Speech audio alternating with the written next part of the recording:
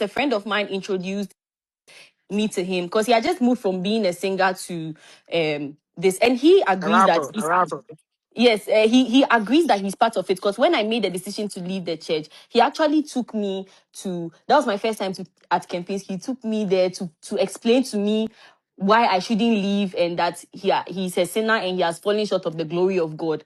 So me and him, we understand that he's the reason why I left the church. Now I want to talk about my background and why he is the reason why, because I am from a Muslim home, right? So that was my proper introduction to going to church. So every understanding of church I would have, or understanding of the Bible, was straight from him. But there's some things were weird to me, which is why I left.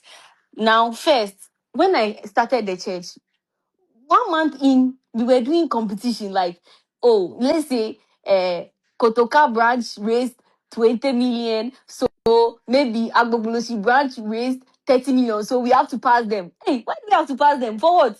Like, I don't even understand. We were like, that was like, I wasn't understanding why we have to pass another church. Like, we actually went for this type of, I don't know what it is, where other branches to come and say, okay, we raised this, we raised that, we raised this. Me, I don't know where the money was going to, but people in the church found delight in passing other branches.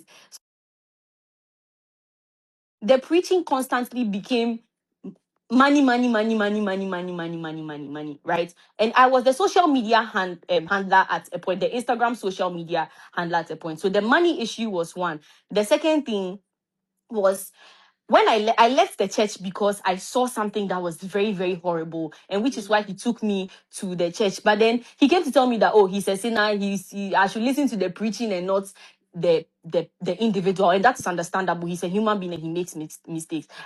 When I went to the church that day, there was this, they do this thing where they do a night of miracles or something. There was this guy from UPSA that, like, I know him, but I've forgotten his name. He had an accident, so he had crutches, and they prayed for him, and he put the crutches down. The next day, I saw him in Legon, and he was using the crutches again. Now, this is my first introduction to miracles and all of these things. This is my first introduction to miracles and all of these things. So me, I wasn't understanding what is going on. So did it work? Did it not work? Like, how is the process supposed to be? Like, is it supposed to go immediately? Is it a slow process? If it's a slow process, then he should have left with the crutches. But I feel like in his mind they've prayed for him, so he used him to walk. Then the next day he realized that it's not gone. Then he started using like the crutches again. So that was I didn't even come back again. After I saw him that day, I didn't even come back again. And